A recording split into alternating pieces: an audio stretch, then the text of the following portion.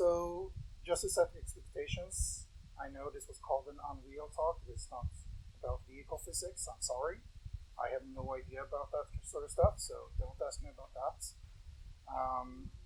But I did have to I had some trouble naming this talk because I have so many things that I want to talk about. I'm used to being up here presenting and doing talks and showcasing stuff for UnReal and for other things, but it's been about 6 years since last time for reasons. And in that time, there's a lot of things that have happened, both like for UnReal and both for like my career in ship games and whatever. And drawing some inspirations from some of my industry colleagues, I was sort of inspired to do a sort of twist on the normal talk standard. Being my first talk in a while as well, I wanted to snazz things up a bit. So we have a roulette wheel. And yes, everything you're seeing, even including slides, is in Unreal. So it is very janky, I'm not gonna lie. And as you might have already noticed, I did also put my introduction on the wheel. So we'll see if I'll actually explain who the hell I am and that sort of stuff.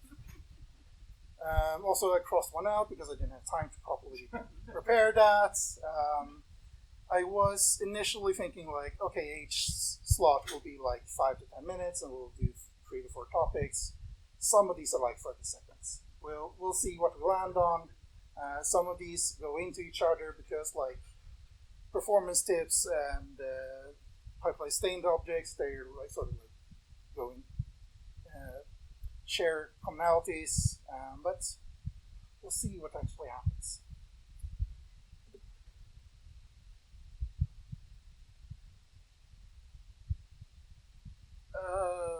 Okay. That's like the least. So, without talking too much about myself, I am a solo developer. I started my own company last year. I've been only doing client work since then, so I haven't really done it that much time. So I haven't done too much on my own prototypes yet.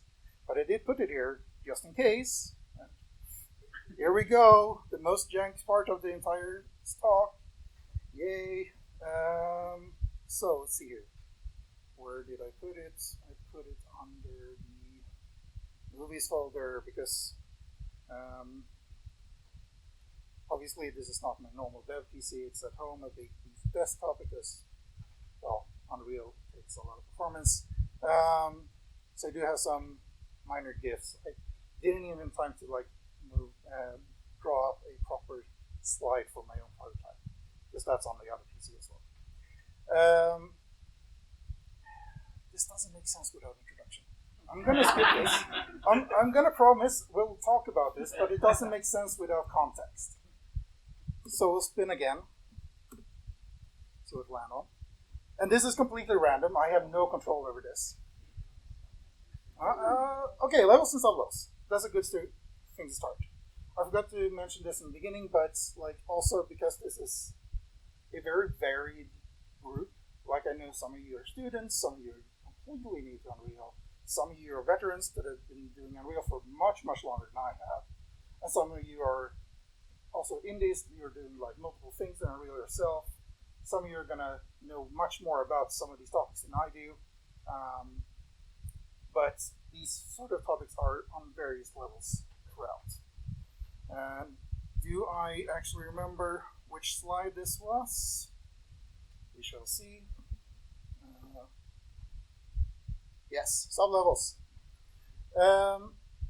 So this is something, and each of these topics as well is basically based on cool things and useful things that I have used in some form or way throughout my career in games that have actually shipped. These are things that have helped projects to actually get out. They are not always the most beautiful and like high tech or the latest and greatest in what the engine has to offer. But there are things that, if you're just using it on a day-to-day basis, these are things that, if you don't know about it, it's easy to miss, because Unreal does not talk about what Unreal can do. You're kind of on an expedition of your own for all the little hidden nooks and crannies inside the engine. One of these is sublevels, and again, in the sense of this presentation is very jank. I only have a very small example, and of course with this solution. So we have here a scene, and I'll actually close this out to be able to showcase this. Here we have the project that we're in. This was just what you saw in the slides, and the wheel is just like a standalone version straight out of the editor. We have the scene here. We have just a normal light level with some stuff. Ignore the character, we'll get to that if we get to that. But when we're working on projects in groups, we have different disciplines that are wanting to add stuff to your game all the time. We have artists, we have level designers, we have tech designers, we have programmers, we have audio people, we have every sort of discipline under the earth. And if you didn't know, if you're doing stuff in a single Unreal level, things can get hairy, because an UMap is a binary file and it's not very easy to merge stuff. One way to get around this is by using sublevels. And this is something that's been used in several of the games that I've been part of in the past. And it is very, very easy to set up. But it is something that is very also easily overlooked, especially these days when we have nanite and wall partitions and what have you. So what it is in its basic form is just basically levels inside levels. And what you'll find is here under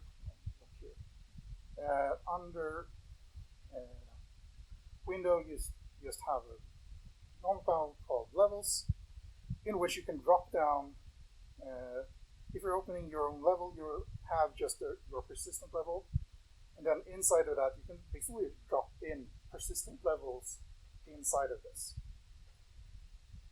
And you can just work on these sub-levels inside their own thing as you would in any level in Unreal. You'll put in assets, go up here. However, one of the things that is very handy and also very easy to miss, at least when you start, is that if I now, if you look at the scene, we have a few things. For instance, we have this cube here, but if you, the keynote of you maybe saw that when we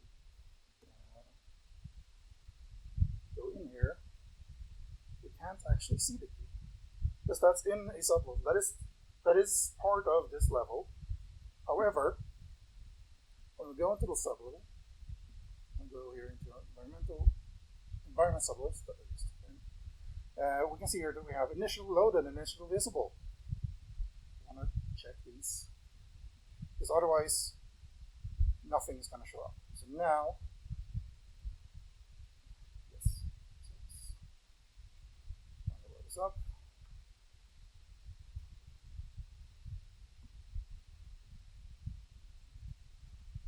You can see that the cube appears.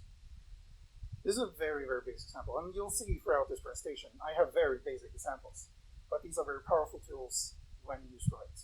For instance, in the games I've seen this used before, for instance, we have lighting setups in an entire level of its own, which means that when we do light baking and stuff like that for more lower-end platforms that require it, then we can just make sure that everything that's supposed to be for lighting is contained in that lighting level. We don't have to wait for the server to finish baking all of the levels, just the light levels and the associated things.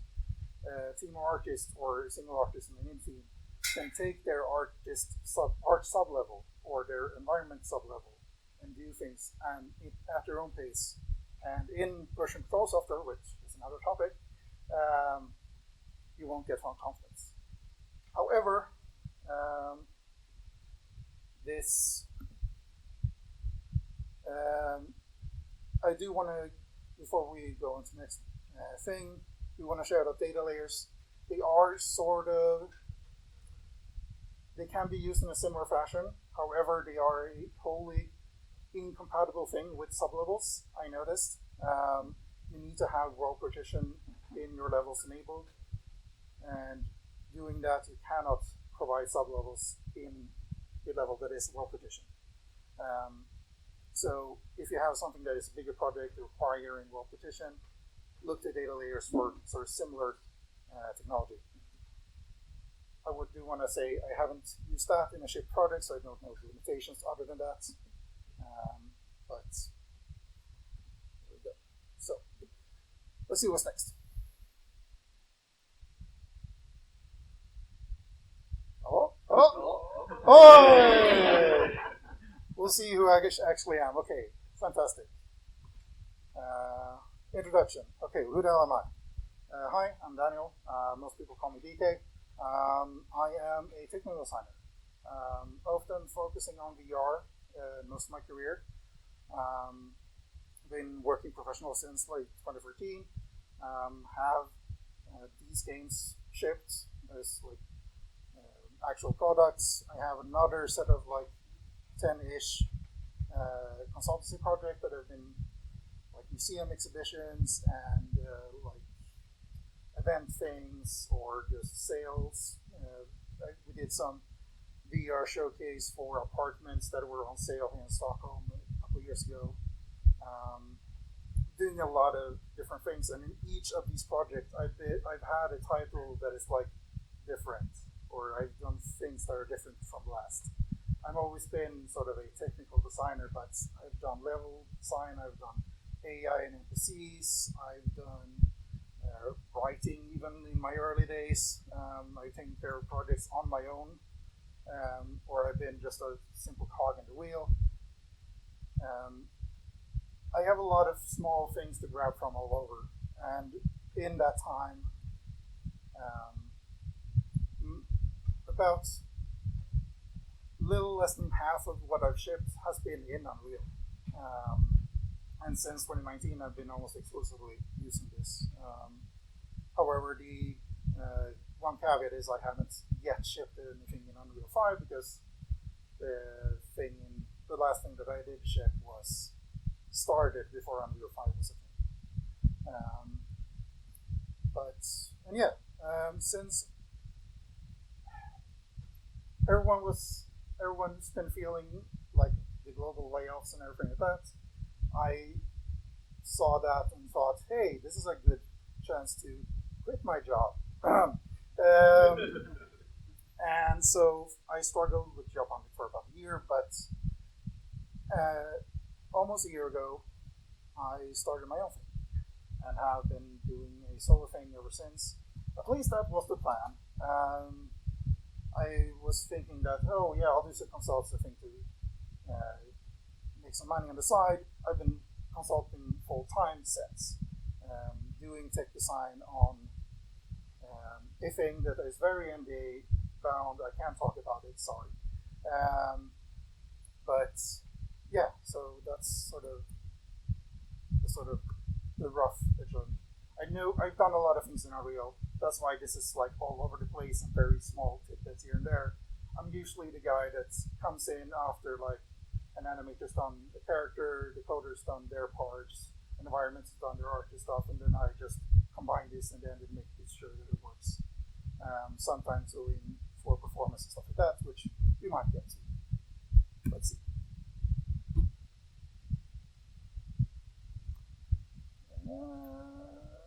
Pipeline state objects. Okay.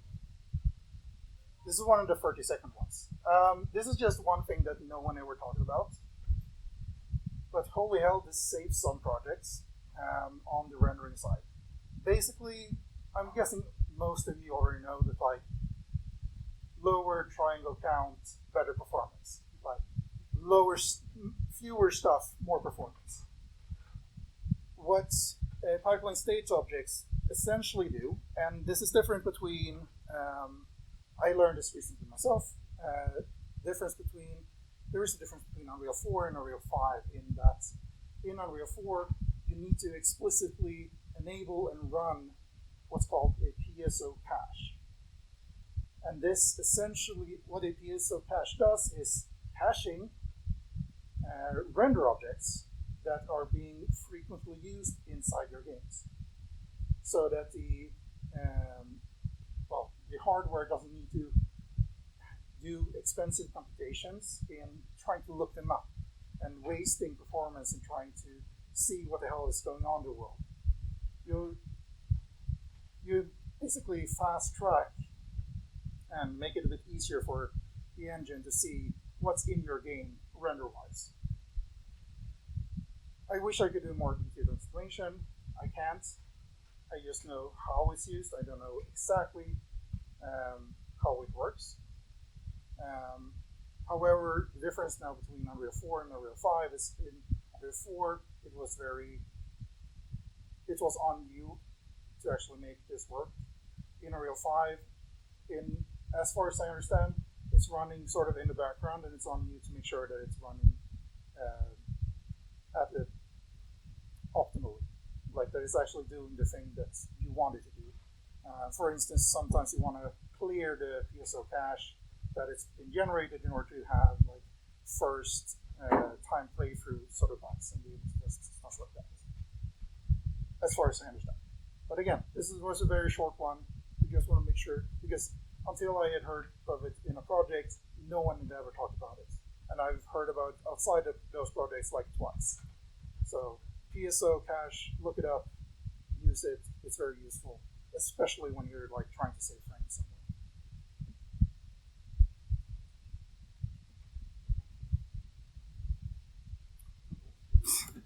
Again, completely random. Supposed to be, at least. Okay. This project. So yeah, this is an Unreal project.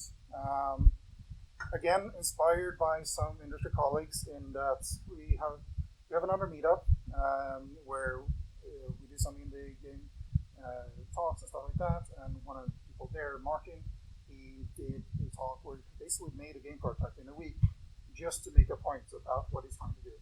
So I was like, yeah, that sounds nice. So I made an entire project about the things that I want to talk about. And then I got sick. And then Dune Awakening released. And I played that a bit too much. So, yeah. So, what this is basically just one blueprint for the wheel spinner. And avert your eyes if you don't like spaghetti. This is quick and janky. I'm not saying that this is good and like the best standard. This is something that is needed for being to be shipped on time. That's it. So, we have a lot of things that are, this is not the worst part, but I'll get to that. So for instance, we have, like, most of these are inputs from the keyboard. And me selecting, when you see me selecting slides, I'm just doing like slide 1, slide 2, slide 3, which is just number pads. And as I am not used to working my way in blueprints in the trackpad, I'm sorry. For instance, we have here a switch camera thing where if we get to the behavior trees, you'll see that. And I'll show this off real quick. I can move back a bit and actually show more of the scene. But basically, just basic input stuff. But main thing is the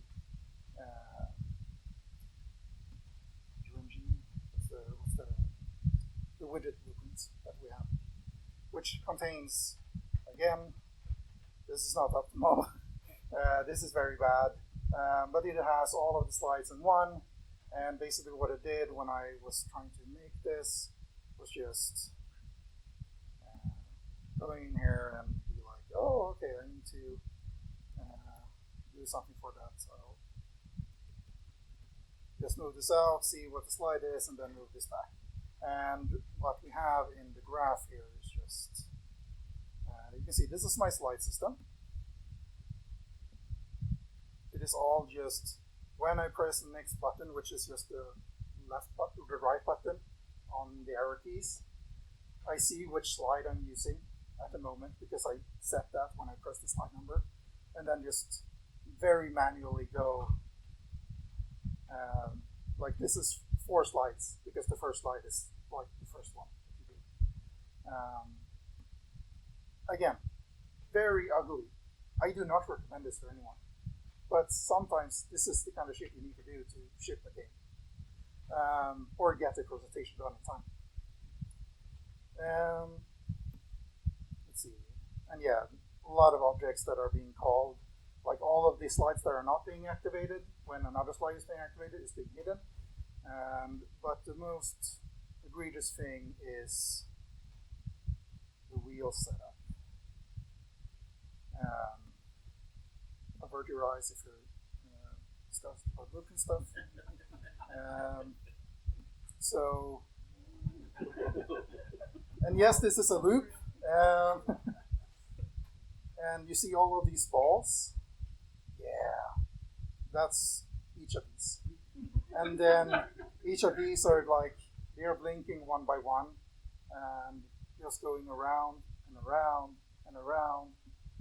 But actually, believe it or not, this is a performance optimization in some uses. But will I explain why that is a performance optimization? We will find out. Don't need to save that.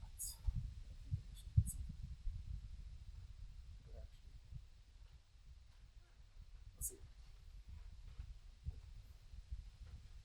Okay. So yeah, all of these balls, they're gonna start, and yeah, the blinking part is what we just saw. Again, not beautiful, but hey, it works. Yeah.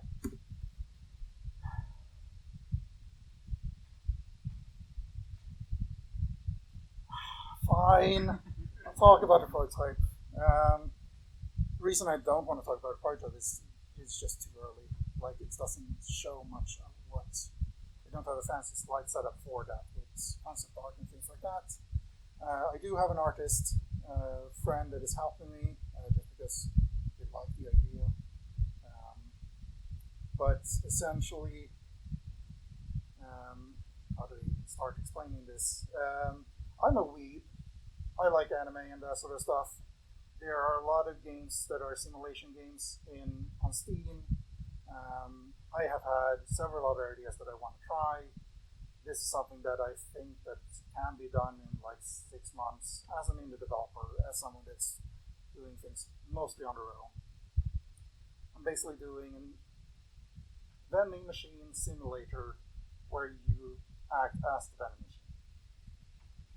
So, some sort of perspective of this, you have NPCs walking around, they go up, they buy things, and at the end of each day you see like, oh, here's the profits, here's what people want from a farm, from your area that you're in, etc. If anyone has played Minami Lane, the recent game on Steam, small indie game, there's Robert Tanuki, that's a sort of inspiration. Very small, very cute. Highly recommend. It's like 30 krona or something on Steam. And we do have, I did mention that I do have an artist that actually doing some stuff on this. So I do want to show some of his stuff. The little things that he's actually been able to do yet. So working on some of the vending machines, having an expandable and retract vending machine depending on how much you do, or how much you actually sell and how many items you have, being able to restock it, stuff like that. Again, it's not much, but it is what we have so far. And again, I am too busy with consulting work to actually work on this, but this is what is happening maybe next year, we'll see. We just got extended for the end of year, so who knows when that actually happens. Okay, let's see. I don't think I broke anything. Let's see, what time is it? It's almost up, right? Yeah. Okay. We'll do one more spin, see where we land, and if it lands on something egregious, we'll wrap things up.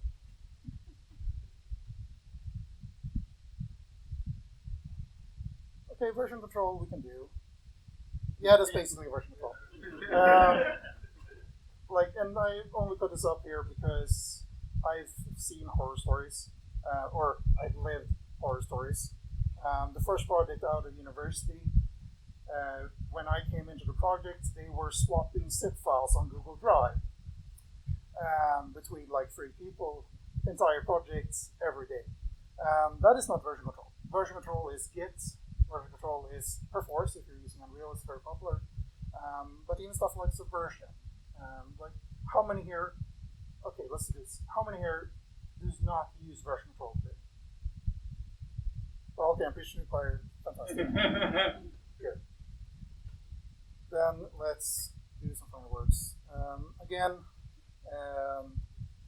I don't know everything. I only know what I know. It is a lot of stuff that I try to cram into this in way too little space and way too little prepared time for myself. That's on me, sorry. I just hope that you've seen something new that you didn't know about me before. That's my hope. I have a lot of other things that was not on this wheel that I want to present, but those are bigger topics. I'll be able to share some other time, but yeah, thank you.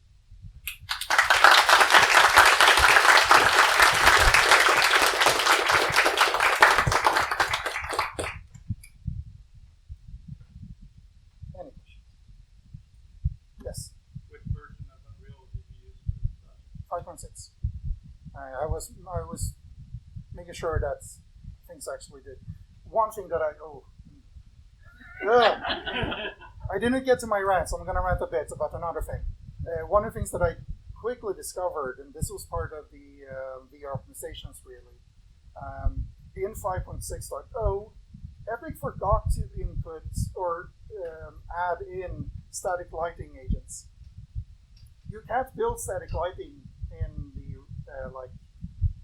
launcher as it is. You have to download patches to do that, which is why? Like, it's one of the basic things to make sure that we have rendering performance on lower end platforms, and very, very important when you're doing things like VR games.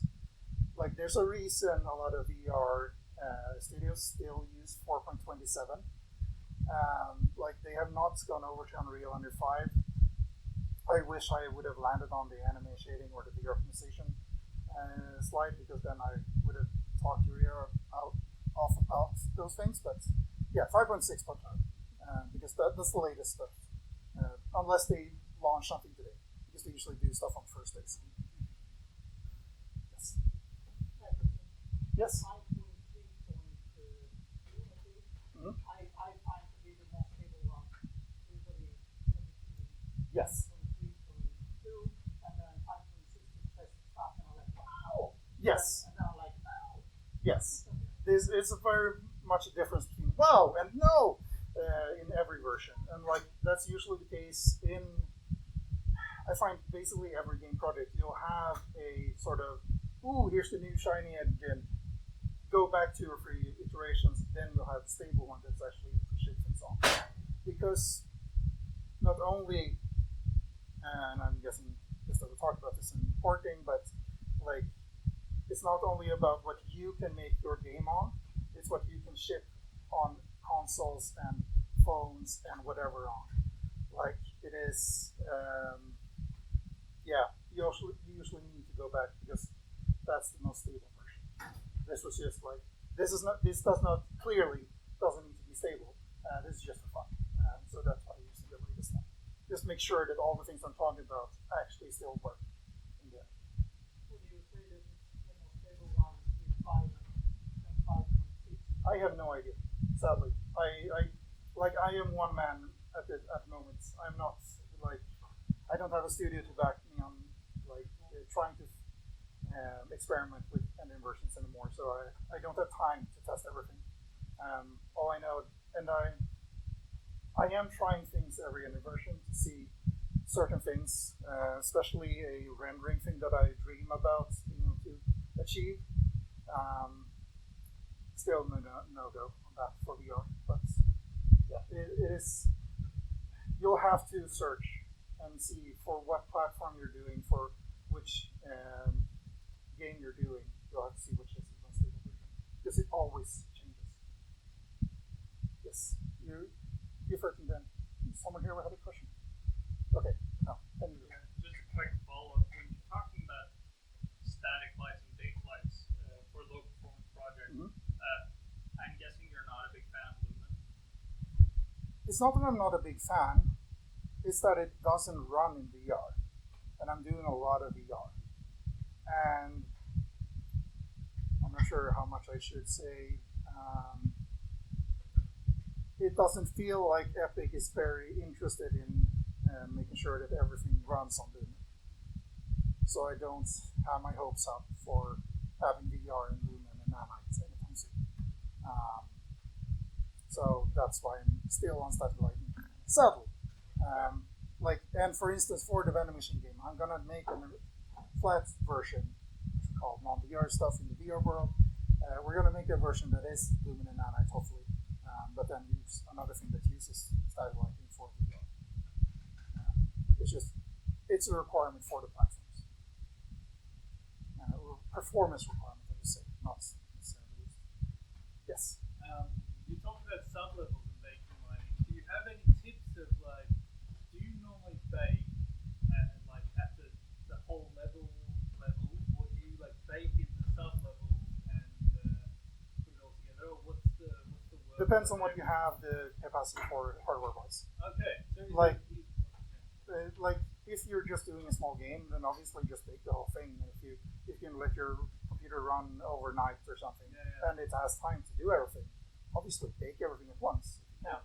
But if say that you're working on a bigger project and it's like, oh, each sub-level takes 12 hours to bake on like the cinematic quality, then obviously you're not going to be like, yes, push bake and wait 3 days like before you be able to do anything. Then you do something iterative of, hey, let's bake a sub-level here, let's bake a sub-level here. You can switch and choose which sub-levels are added each and every day.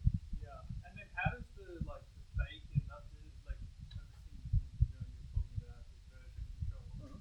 If you bake at the highest level, do the individual sub levels still get their own light bake fire? How does it? If you baked on the sub-level, then yeah. But if you bake at the top level, it just makes one fire. So usually what I've seen in projects is that you have the sub-level with lighting and the static meshes that uses the static lighting. Okay, yeah. Because it's not going to affect stuff that is outside of that sub-level. Yeah. So the other things maybe are using dynamic lighting and doesn't need the static stuff. Yeah. So they're not affected in that sense. Yeah.